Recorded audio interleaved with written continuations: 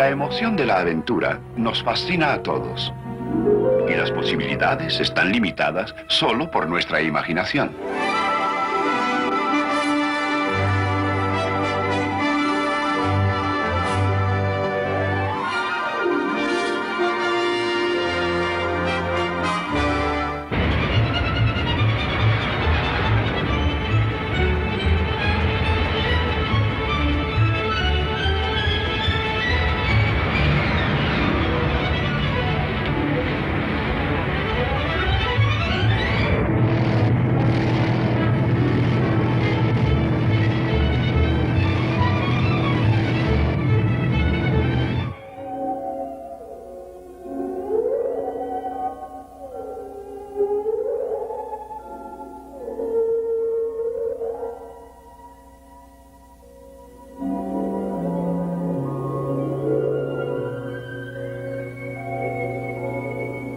Un aspecto reciente en la búsqueda humana de la aventura es el rápido y asombroso crecimiento del motociclismo.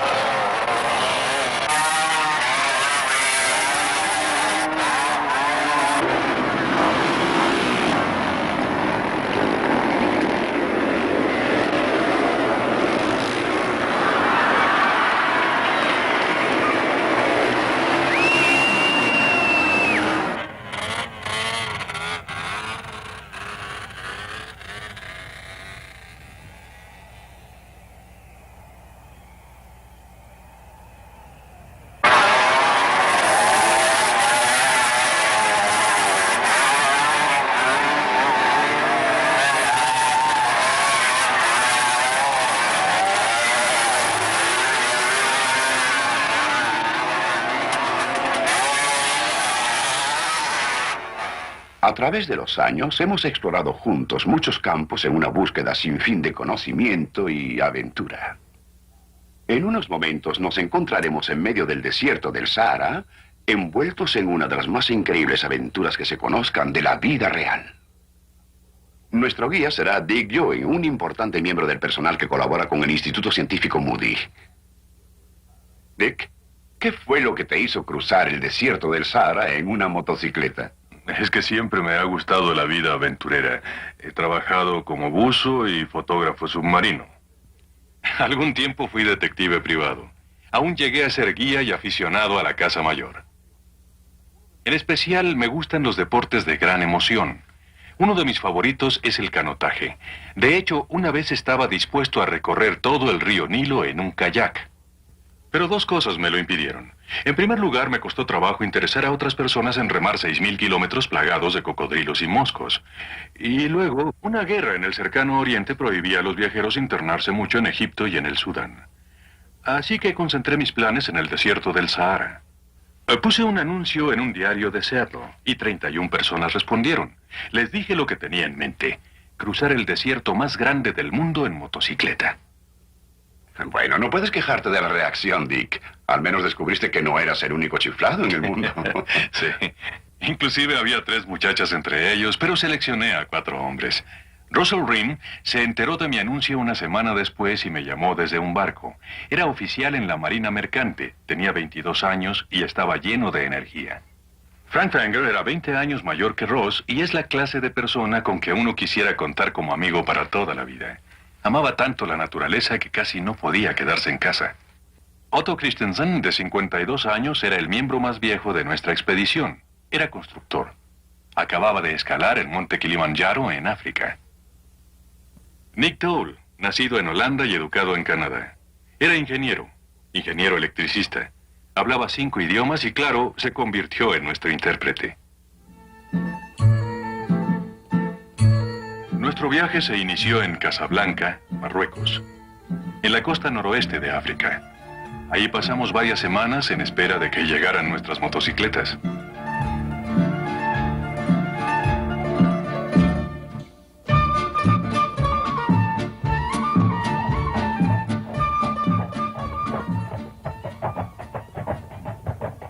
Por fin un día llegaron y la embajada norteamericana nos facilitó su patio para que pudiéramos armarlas. Nos sentíamos felices de que nuestra expedición estuviera a punto de comenzar, pero teníamos cierta ansiedad. Nos dábamos cuenta de que nos esperaba lo desconocido y tal vez algunos peligros. Nuestras motos iban cargadas al tope. Cada una llevaba cerca de 80 kilos, más que el peso mismo de la motocicleta. Aún en buen pavimento, la carga era tan incómoda que se hacía casi imposible mantener las motos en equilibrio. El primer día de recorrido hubo 7 caídas. En una de ellas, Otto se rompió el pulgar derecho. Al finalizar ese primer día nos sentíamos agotados y apenas habíamos recorrido 125 kilómetros. Por fin llegamos a un mercado primitivo en las montañas Atlas. Allí pensábamos encontrar a alguien que atendiera el pulgar de Otto, y la única persona que encontramos fue a la hechicera de la aldea. Lo primero que hizo fue darle un tirón al pulgar del pobre Otto, que por poco se desmaya. La incapacidad de Otto nos dio una excusa para hacer un poco de turismo.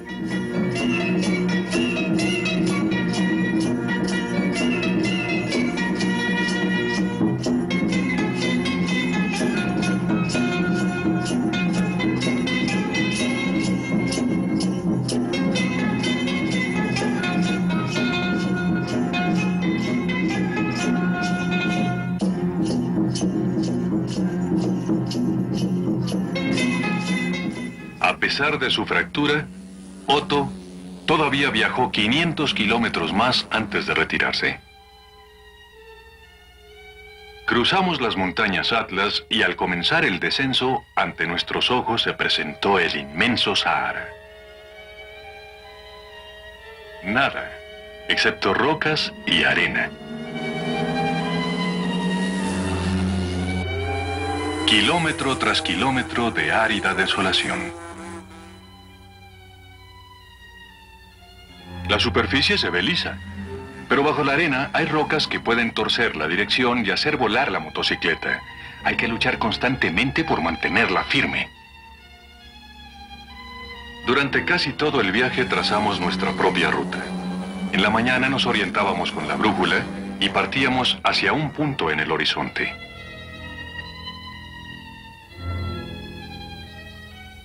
12 horas más tarde, cuando descargábamos para acampar, sentíamos que no nos habíamos movido. El mismo terreno vacío que habíamos dejado en la mañana parecía que nos esperaba cuando nos deteníamos por la noche. Dick, ¿cuántos kilómetros recorrían en un día? Intentábamos que nuestra meta diaria fuera un pozo. Esos pozos generalmente están a 150 kilómetros el uno del otro. 3 días a lomo de camello. Algunos días eran tan difíciles que apenas recorríamos de 40 a 50 kilómetros.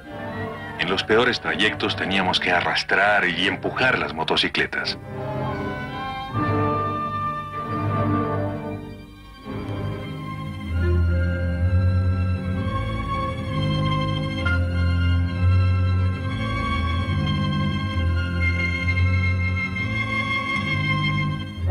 En el día hacía un calor inmisericorde.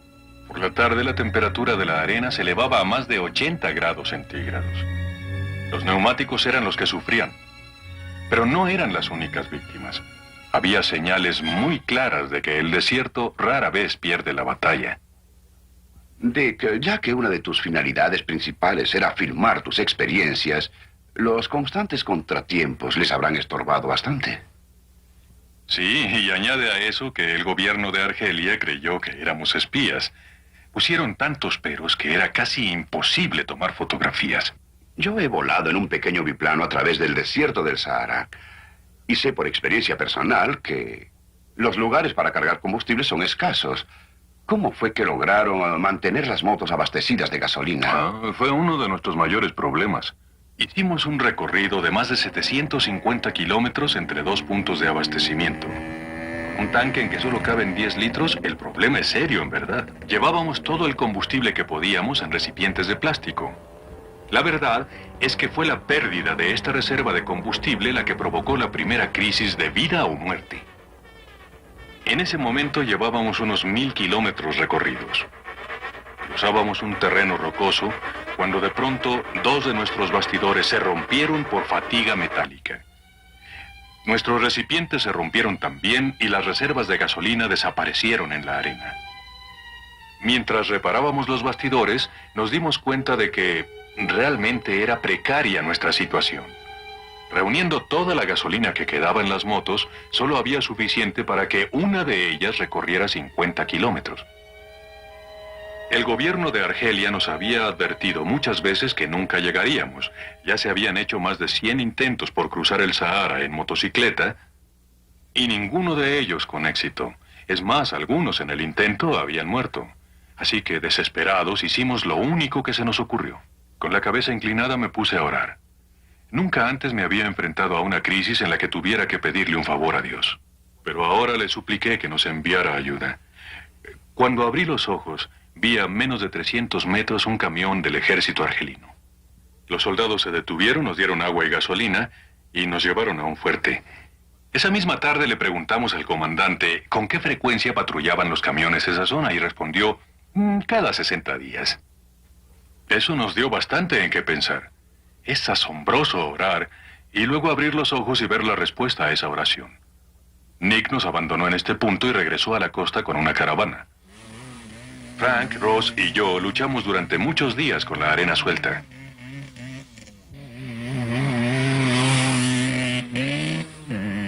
Hicimos un gran esfuerzo por recuperar el tiempo perdido.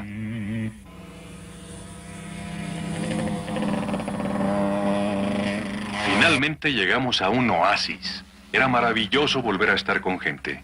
Fue aquí donde conocimos al representante oficial del Departamento de Turismo argelino para el centro del Sahara. Éramos los primeros turistas que veía en los 2 años y medio que llevaba en el puesto. Nuestra llegada fue motivo para una ceremonia del té. Aunque habita una humilde choza, vive con bastante elegancia. Mientras tomábamos el té, su esposa preparó couscous, el platillo favorito de los árabes y los bereberes. Después de varias semanas de comida deshidratada, realmente apreciamos aquella comida caliente. Días más tarde nos encontramos con una caravana. Los nativos estaban intrigados con nuestros camellos de acero.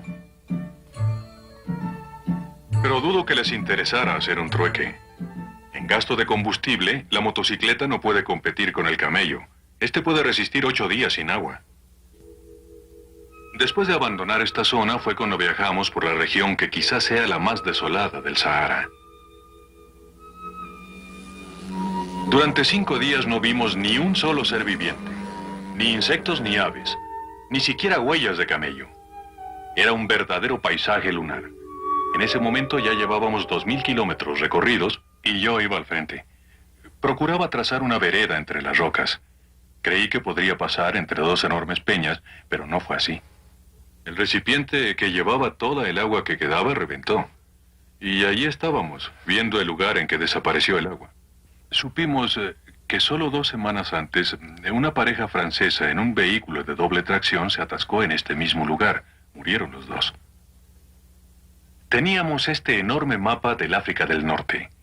Localizamos el lugar en que nos encontrábamos. Y Ross encontró un pozo, pero se hallaba a 150 kilómetros de distancia. Jamás lo podríamos alcanzar. Debido a la tremenda deshidratación, cada uno bebía casi 8 litros al día. Y sin agua, sabíamos que no duraríamos mucho. De nuevo pensamos que si no pasaba algún suceso milagroso, íbamos a morir. Así que hicimos lo único que quedaba. De nuevo oramos. Pensé que si una vez dio resultado, podría darlo otra vez. Cuando levantamos la cabeza, Ross sintió el impulso de mirar en su mochila. Al principio de nuestro viaje, compramos 42 mapas aéreos fotográficos. Mostraban los más mínimos detalles. hasta las rutas de camellos y los pozos. Algunos los encontramos secos. Durante el viaje había sido necesario aligerar continuamente nuestra carga y desechamos muchísimas cosas. Película, nuestra estufa, varias refacciones e inclusive esos mapas detallados. Nos deshicimos de todos, al menos eso creímos, pero Ross sintió el impulso de buscar en su mochila. Y extrañamente encontró uno de esos mapas. Era justo el mapa de la zona en que nos encontrábamos e indicaba que había un pozo a solo 8 kilómetros de ahí. Un pozo que no aparecía en el mapa grande. Entonces pensamos, ¿encontraremos agua o lo hallaremos seco? Tan pronto como pudimos, corrimos para averiguarlo.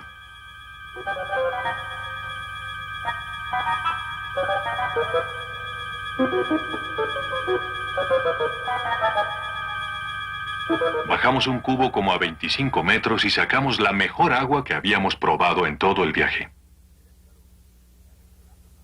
Sabes, Dick, me da escalofrío escuchar el relato tan vívido de tu experiencia. A ustedes debe haberles parecido extraordinaria. Oh, sí, claro que lo fue. Esa noche lo comentamos en el campamento. Pero todavía faltaban más de 3.000 kilómetros por recorrer y sabíamos que los problemas no habían terminado. 2 días después llegamos a Insala, un gran oasis en el cruce de 2 rutas de caravanas. Sabíamos que al salir de Insala tendríamos que viajar cerca de 800 kilómetros antes de conseguir más combustible. Esperábamos encontrar algún vehículo o caravana con rumbo hacia el sur que nos ayudara a llevar la mayoría de nuestro equipo. De ese modo podríamos llevar mayor cantidad de gasolina. Nos pasamos 8 días de infructuosa espera.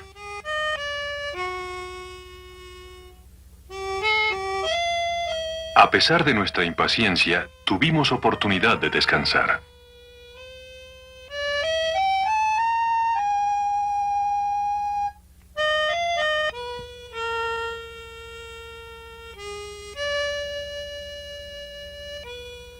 Yo tuve la oportunidad de leer y pensar. Aunque en ese momento no era cristiano, no me cabía la menor duda de que Dios nos había salvado la vida 2 veces. Y me molestaba saber que siempre pedía favores a Dios, pero parecía que Él jamás pedía nada a cambio. Dick, ¿cuáles eran tus creencias religiosas? Estudié bastante religión en la universidad. Solía creer que todo mundo tenía razón. Los mahometanos, los budistas, los existencialistas, todo el mundo. Pero luego me di cuenta de que no todos podían tener la razón. Y todos mis estudios y análisis me dejaron bastante hostil. Sí, pero yo creo que esas experiencias que viviste en el desierto llegaron a suavizarte un poco. Ah, claro que sí. La novia de Russell le había regalado esta Biblia de bolsillo. Y se la pedí prestada. Quería saber más de ese Dios que respondía a nuestras oraciones y que aparentemente no pedía nada a cambio. Así que leía Mateo, Marcos, Lucas, mucho de Juan y el Apocalipsis. Y por primera vez en mi vida comprendí lo que la Biblia decía. Ya no pudimos esperar más. Iba a iniciarse la época de las tormentas de arena y nuestras visas estaban por vencerse. Continuamos la aventura aún sabiendo que era muy difícil tener éxito. Esperábamos conseguir combustible en un pequeño puesto militar que habíamos visto en el mapa. Pero antes de llegar allí y descubrir que el puesto estaba abandonado, tuvimos un desastre aún mayor. Estábamos a 300 kilómetros de Insala y llevábamos muy buen tiempo. Fue entonces que mi rueda delantera dio con una roca en la arena, y al dar un salto mortal, mi pierna atravesó los rayos de esa rueda. 160 kilogramos de carga y motocicleta me cayeron encima del cuerpo. Cuando Ross me ayudó a levantarme, le dije que creía que mi pierna estaba rota. Ya se había fracturado cuando estaba en la marina, y los médicos me pusieron 5 pernos de acero. Me dijeron que si me la volvía a fracturar, era posible que me la amputaran. Era evidente que ya no podía seguir. Imposible que mis amigos me llevaran en sus motocicletas. Y si me dejaban, no había forma de que trajeran ayuda antes de que muriera de sed. Se necesitaban por lo menos 5 días para un viaje de ida y vuelta a Taman Rasset, el lugar más cercano donde buscar ayuda. Mientras yacía tendido en la arena, pensé que mi vida era un fracaso. Pensé en mi egoísmo, y me arrepentí por la forma en que había hecho muchas cosas. Oré por 3ª vez y dije, Señor, esta vez sí que la he hecho buena, y discúlpame que siga molestándote, pero estamos en graves apuros. Y sé que voy a morir si no envías ayuda inmediata. Entonces volvieron a mi memoria esos pasajes que leí en la Biblia y comprendí que Dios había provisto una forma de perdonarme. Que no necesitaba morir sintiéndome culpable por mi manera de vivir. En ese momento acepté a Cristo como mi Salvador personal y supe que había encontrado lo que durante tanto tiempo había buscado. Era la paz.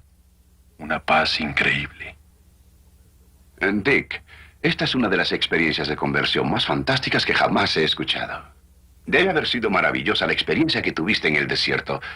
Pero ahí estabas todavía enfrentándote a la muerte. ¿Y qué pasó? Creo que por primera vez estaba preparado para morir.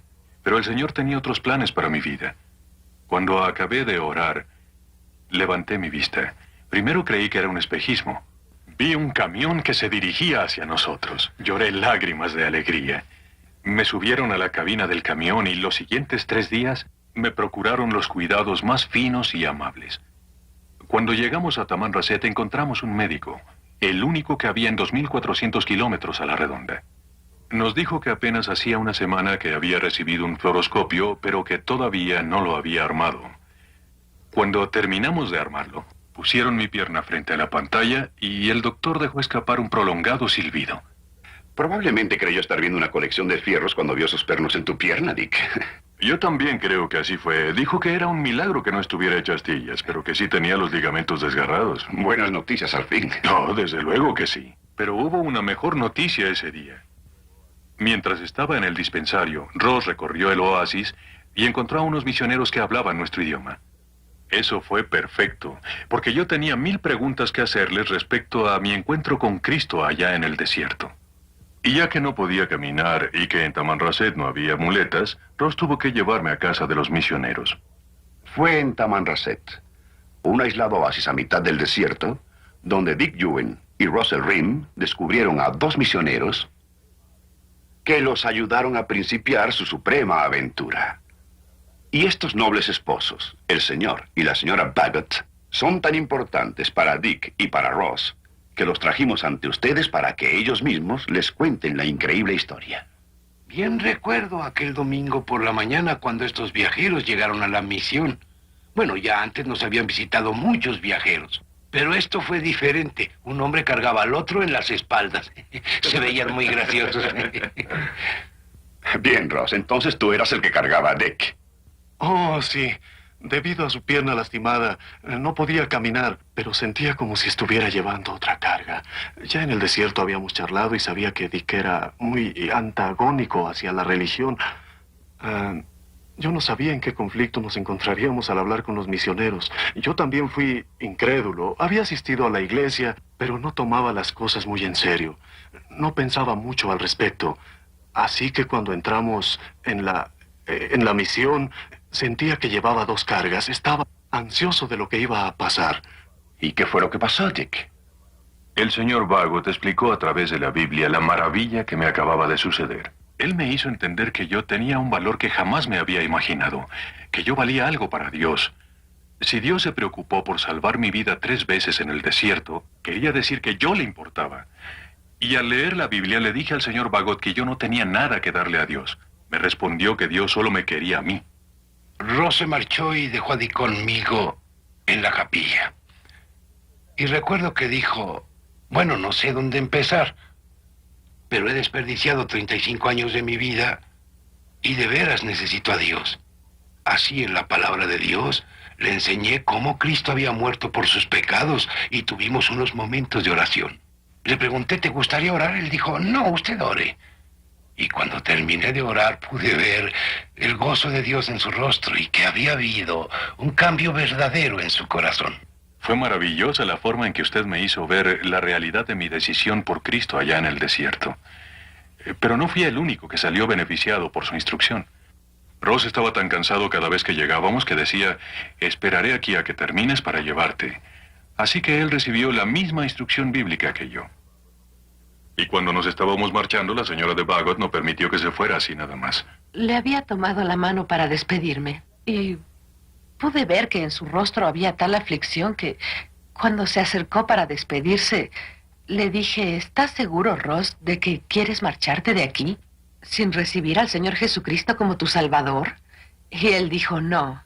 yo quiero recibir al Señor Jesucristo como mi Salvador. Inclinamos la cabeza y tomé su mano con mis manos y ahí en ese momento aceptó a Jesús y le pidió que entrara en su vida. Cuando terminamos de orar, después de que acepté a Jesucristo como mi Salvador personal, sentí una increíble paz interior y al mismo tiempo un regocijo tremendo porque yo había descubierto algo que jamás había sentido en mi vida. Señora de Bagot, usted se habrá emocionado cuando los vio partir. Sí, mi esposo los vio marcharse por la puerta de enfrente y fue asombroso porque cuando volví a la cocina y me encontré con nuestros hijos Esteban y Vera, estaban llorando de alegría porque no solo Dick había llegado a conocer al Señor Jesucristo como Salvador, sino que también Russell había aceptado a Cristo. Fue un acontecimiento de enorme significado el que estos dos jóvenes, en el centro del desierto del Sahara, por la providencia y misericordia de Dios, llegaran a conocer a Jesucristo como su Salvador personal. Y ahora salían con un nuevo propósito. Salían a la más grande aventura de su vida, por Cristo y en su servicio.